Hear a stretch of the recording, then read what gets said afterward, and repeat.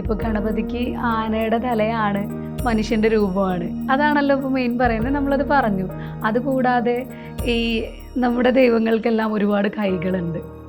അതെന്തിനെയാണ് പ്രതിനിധാനം ചെയ്യുന്നതെന്നൊന്ന് പറഞ്ഞു കൊടുക്കാം നമുക്ക്.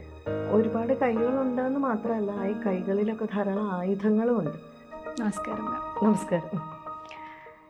നമ്മുടെ ഈയൊരു നമുക്ക് ഈ ഹിന്ദു മതത്തിൽ ഒരുപാട് ദൈവങ്ങളുണ്ട്.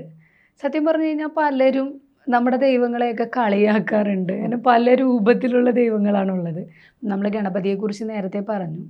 ശരിക്കും ഈ ഗണപതിക്ക് ആ ഒരു രൂപം വരാനും അതിന് പിന്നിലൊരു കഥയുണ്ടെന്ന് കേട്ടിട്ടുണ്ട്.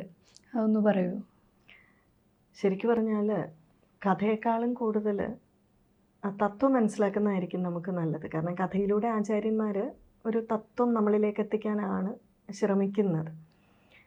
പലരും നമ്മളുടെ ദൈവങ്ങളെ പരിഹസിക്കുമ്പോൾ ആദ്യമായിട്ട് എടുക്കുന്നത് ഗണപതി ഭഗവാനെയും ആനയുടെ തലയും മനുഷ്യൻ്റെ ശരീരമുള്ള ഒരു ദൈവം ഇങ്ങനെയൊക്കെ ഉണ്ടാകുമോ എന്ന് ചോദിക്കാറുണ്ട്. ശരിക്കും പറഞ്ഞാൽ നമ്മളൊരു ക്ഷേത്രത്തിൽ പോയി തൊഴുമ്പോൾ അവിടെ ആ രൂപം കാണുകയാണ് അല്ലേ.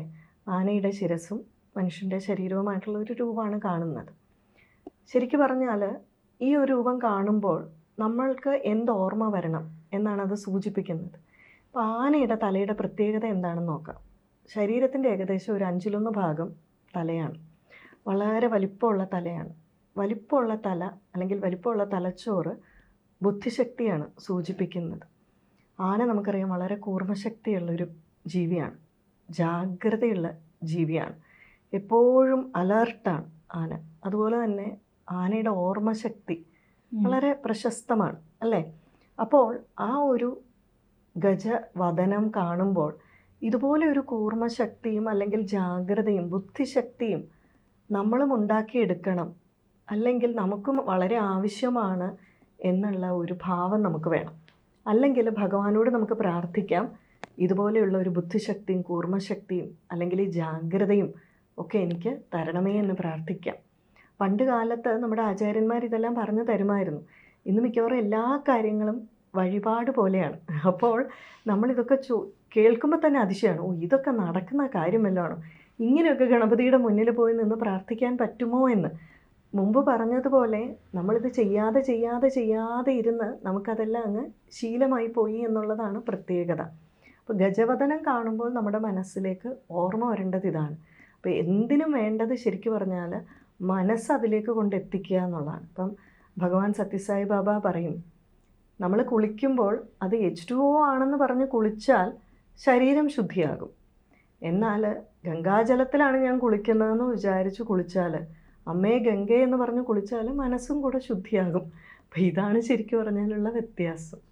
അപ്പോൾ അതാണ് നമ്മുടെ ഓരോ ദേവന്മാരുടെയും രൂപങ്ങൾ ശരിക്കും പറഞ്ഞാൽ ഓരോ തത്വത്തെയാണ് പ്രതിനിധാനം ചെയ്യുന്നത്. ഇപ്പോൾ മറ്റൊരു ഉദാഹരണം പറഞ്ഞാൽ മഹാദേവൻ കൈലാസത്തിൽ സ്ഥിതി ചെയ്യുന്നു എന്ന് നമ്മൾ പറയാറുണ്ട്. കൈലാസം മഞ്ഞിനാൽ ആവൃതമായി കിടക്കുന്നു എന്നും പറയുന്നുണ്ട്. മഞ്ഞ് വളരെ നേർമയുള്ളതാണ്, വളരെ പരിശുദ്ധമായിട്ടുള്ളതാണ്. അപ്പോൾ ഭഗവാൻ എങ്ങനെയുള്ളിടത്തെ സ്ഥിതി ചെയ്യുന്നു? വളരെ പരിശുദ്ധമായിട്ടുള്ളിടത്തും നിർമ്മലമായിട്ടുള്ളിടത്തുമേ ഭഗവാൻ സ്ഥിതി ചെയ്യുകയുള്ളൂ എന്ന് കാണിച്ചു തരികയാണ്. അതുകൊണ്ടല്ലേ ഭഗവത്ഗീതയിൽ പറയുന്നുണ്ടല്ലോ, ഹൃദയശേ അർജുന എന്ന് പറയുന്നുണ്ട്. അതായത് നമ്മുടെ ഹൃദയത്തിലാണ് ഭഗവാൻ സ്ഥിതി ചെയ്യുന്നത്. അപ്പോൾ ആ ഹൃദയശേ തിഷ്ഠതി അർജുന അല്ലേ. അപ്പോൾ എങ്ങനെയാണ് നമ്മുടെ ഹൃദയത്തിൽ ഭഗവാൻ ഇരിക്കുന്നത്? എപ്പോഴാണ് ഭഗവാൻ ഇരിക്കുന്നത്? ഇതുപോലെ നിർമ്മലവും പരിശുദ്ധവുമായിട്ടുള്ള ഹൃദയമാണെങ്കിൽ അവിടെ ഭഗവാൻ ഇരിക്കൂ. അപ്പോൾ ഇതെല്ലാം ശരിക്കും പറഞ്ഞാൽ വേണമെങ്കിൽ സിംബോളിക്കാണ്. അതിൽ നിന്ന് നമ്മൾ പഠിക്കുകയാണ് ചെയ്യേണ്ടത്. ഇപ്പോൾ ഗണപതിക്ക് ആനയുടെ തലയാണ്, മനുഷ്യൻ്റെ രൂപമാണ്. അതാണല്ലോ ഇപ്പോൾ മെയിൻ പറയുന്നത്. നമ്മളത് പറഞ്ഞു. അതുകൂടാതെ ഈ നമ്മുടെ ദൈവങ്ങൾക്കെല്ലാം ഒരുപാട് കൈകളുണ്ട്. അതെന്തിനെയാണ് പ്രതിനിധാനം ചെയ്യുന്നതെന്നൊന്ന് പറഞ്ഞു കൊടുക്കാം നമുക്ക്. ഒരുപാട് കൈകളുണ്ടെന്ന് മാത്രമല്ല, ഈ കൈകളിലൊക്കെ ധാരാളം ആയുധങ്ങളും ഉണ്ട്. പക്ഷെ അതോടൊപ്പം താമരയും എല്ലാം ഉണ്ട്. അപ്പം നമ്മൾ എത്രമാത്രം ശക്തി സംഭരിക്കേണ്ടവരാണ് എന്നുള്ളതാണ് ഇതുകൊണ്ട് ഒന്ന് സൂചിപ്പിക്കുന്നത്. കാരണം അതിലുള്ള ആ കയ്യിൽ എന്താണ് വെച്ചിരിക്കുന്നത് അതിനനുസരിച്ച് അത് സൂചിപ്പിക്കണം. ഇതെല്ലാം നമുക്ക് വേണം. അത്രമാത്രം ശക്തിയും കരുത്തും അല്ലെങ്കിൽ ആ വികാരവും നമ്മളിൽ ഉണ്ടാകണം എന്നാണ് സൂചിപ്പിക്കുന്നത്. അപ്പോൾ ശരിക്കും പറഞ്ഞാൽ ഇത് പലർക്കും ഉണ്ടാകുന്ന സംശയമാണ്. ഒരിക്കൽ അബ്ദുൽ കലാം സാറിനോട് ഒരു കുട്ടി ചോദിച്ചു, അങ്ങ് വളരെ ശാന്തശീലനായിട്ടുള്ള ആധ്യാത്മിക കാര്യങ്ങളിലൊക്കെ വളരെ താല്പര്യമുള്ള ഒരാളാണ്. പക്ഷെ അതോടൊപ്പം തന്നെ അങ്ങേ മിസൈൽ മാൻ ഓഫ് ഇന്ത്യ എന്നുകൂടി പറയുന്നുണ്ട്. അപ്പോൾ ഇത് രണ്ടും തമ്മിൽ എങ്ങനെയാണ് ചേർന്ന് പോകുന്നതെന്ന് ചോദിച്ചു. ആ പെൺകുട്ടിയോട് അദ്ദേഹം പറഞ്ഞ മറുപടി, ഇപ്പം മോളുടെ ഒരു കൂട്ടുകാരിയെ പെട്ടെന്ന് നടു റോഡിൽ വെച്ചിട്ട് ഒരാൾ ആക്രമിക്കുകയാണെന്ന് വിചാരിക്കുക. അപ്പോൾ മോൾ എന്ത് ചെയ്യും? വളരെ കരുത്തനായിട്ടുള്ള ഒരാളാണ് ആക്രമിക്കുന്നതെങ്കിൽ, വളരെ കരുത്തനായിട്ടുള്ള ഒരാളാണെങ്കിൽ എനിക്കൊന്നും ചെയ്യാൻ സാധിക്കില്ല. രക്ഷിക്കണമെന്ന് ആഗ്രഹമുണ്ടോ? ഉണ്ട്. പക്ഷേ ഞാനിവിടെ ചെന്നാൽ ഞാനും ആപത്തിൽപ്പെടും. ആ കുട്ടിക്കും കരുത്തുണ്ടായിരുന്നെങ്കിൽ രക്ഷപ്പെടാമായിരുന്നു. പക്ഷെ കരുത്തില്ലാത്തത് കൊണ്ട് അവന് കീഴ്പ്പെടേണ്ടി വന്നു. അപ്പോൾ അബ്ദുൽ കലാം സാർ പറഞ്ഞത് ഇതുപോലെ തന്നെ ഭാരതവും ഈ ആയുധമെല്ലാം സംഭരിക്കുന്നത് അങ്ങോട്ടാരെ ആക്രമിക്കാനല്ല, പക്ഷെ നമ്മളെ ആരെങ്കിലും ആക്രമിച്ചാൽ തിരിച്ച് പിടിച്ചു നിൽക്കാനും തിരിച്ച് ആക്രമിച്ച് അവനെ കീഴ്പ്പെടുത്താനുമുള്ള കരുത്ത് നമുക്ക് വേണം. അത് ആ സമയം ഉണ്ടാക്കിയെടുക്കാൻ പറ്റില്ല. അതിനായിട്ടാണ് നമ്മൾ ആയുധം സംഭരിക്കുന്നത്. നമുക്കറിയാം, റിപ്പബ്ലിക് ഡേ പരേഡിന് നമ്മുടെ എല്ലാ പ്രധാനപ്പെട്ട വ്യൂഹങ്ങളും വാഹനങ്ങളും എല്ലാം ഡിസ്പ്ലേ ചെയ്യുന്നുണ്ട്. ആ റോഡിൽ കൂടി ഇങ്ങനെ പോകും. എന്തിനാണ്? എല്ലാ രാജ്യങ്ങൾക്കും ഉള്ള ഒരു മുന്നറിയിപ്പാണ്, ഞങ്ങൾ ഇത്രമാത്രം കരുത്തനാണ്, ഇങ്ങോട്ട് വന്ന് ആക്രമിച്ചാൽ തിരിച്ചടിക്കാനുള്ള കരുത്ത് നമുക്കുണ്ട് എന്നുള്ളത്. അപ്പം അതുകൊണ്ട് തന്നെ ഈ കരുണ, ആർദ്രത, ഇതൊക്കെ നമ്മൾ എവിടെയാണോ അപ്ലൈ ചെയ്യേണ്ടത് അവിടെ മാത്രമേ അപ്ലൈ ചെയ്യാവൂ. നമ്മൾ വിചാരിക്കുന്നത് എല്ലാ സമയവും നമ്മൾക്ക് കരുണ വേണം, എല്ലാ സമയവും ആർദ്രത വേണം. അങ്ങനെയല്ല.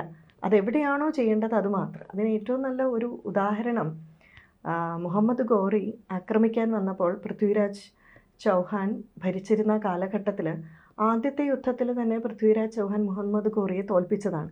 പക്ഷെ അദ്ദേഹത്തെ വധിക്കാതെ വെറുതെ വിട്ടു. പിന്നെ മുഹമ്മദ് ഗോറി പലതവണ ആക്രമിച്ച് പൃഥ്വിരാജിൻ്റെ തന്നെ ഒരു സുഹൃത്തുമായിട്ട് കൂട്ടുകൂടി പൃഥ്വിരാജിനെ ചതിയിൽപ്പെടുത്തി കൊന്ന് കണ്ണ് ചൂഴ്ന്നെടുത്ത് കൊല്ലുകയാണ് ചെയ്തത്. അപ്പോൾ ഇവിടെ ചാണക്യനൊക്കെ പറയുന്നു, ഇവിടെ പൃഥ്വിരാജിന് പറ്റിയ തെറ്റ്, പൃഥ്വിരാജ് ചൗഹാന് പറ്റിയ തെറ്റ് ആദ്യം തന്നെ ശത്രുവിന് അവസരം കൊടുക്കാതെ ഇല്ലാതെയാക്കണമായിരുന്നു. അവിടെ കരുണ, ആർദ്രത ആരോടാ കാണിച്ചത്? ശത്രുവിനോട് കാണിച്ചു. അവിടെ ശത്രുവിനോടല്ല കാണിക്കേണ്ടിയിരുന്നത്, തൻ്റെ പ്രജകളോട് കാരുണ്യ, ആർദ്രത കാണിക്കണം. കാരണം ഈ ശത്രു വന്നാൽ തൻ്റെ പ്രജകളുടെ അവസ്ഥ എന്താവും? പൃഥ്വിരാജ് ചൗഹാൻ മരിച്ചപ്പോൾ ഈ പ്രജകൾ ഈ ഗോറിയുടെ ഭരണത്തിന് കീഴിൽ വരേണ്ടി വന്നു. അപ്പം ആർദ്രത, കരുണ കാണിച്ച സ്ഥാനം മാറിപ്പോയി. നേരെ മറിച്ച് മഹാനായിട്ടുള്ള ശിവജി ഒറ്റ തവണയെ ശത്രു വന്നിട്ടുള്ളൂ, തീർത്തേ വിട്ടിട്ടുള്ളൂ.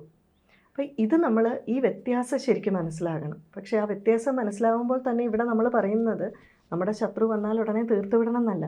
ഇതൊരു രാജ്യത്തിൻ്റെ കാഴ്ചപ്പാടിൽ നിന്ന് നോക്കുമ്പോഴാണ് നമുക്ക് ഇത് പറയാൻ സാധിക്കുക. അപ്പോൾ ഈ ദേവിയുടെ കയ്യിലുള്ള ആയുധങ്ങളെല്ലാം ശക്തിയെ സൂചിപ്പിക്കുന്നതാണ്. അപ്പോൾ നമുക്ക് ശക്തിയും കരുത്തും ആർദ്രതയും കാരുണ്യവും എല്ലാം നമുക്ക് വേണം. പക്ഷേ ഏതൊക്കെ സ്ഥലങ്ങളിലാണ് അത് നമ്മൾ അപ്ലൈ ചെയ്യേണ്ടതെന്നുള്ള വിവേചന ബുദ്ധിയും വകതിരിവും, അല്ലെങ്കിൽ വകതിരിവ് എന്നൊക്കെ നമ്മൾ പറയില്ലേ, അത് നമുക്ക് കൃത്യമായിട്ട് ഉണ്ടായിരിക്കണം. അതാണ് ഏറ്റവും കൂടുതൽ ശ്രദ്ധിക്കേണ്ടത്. Thank you.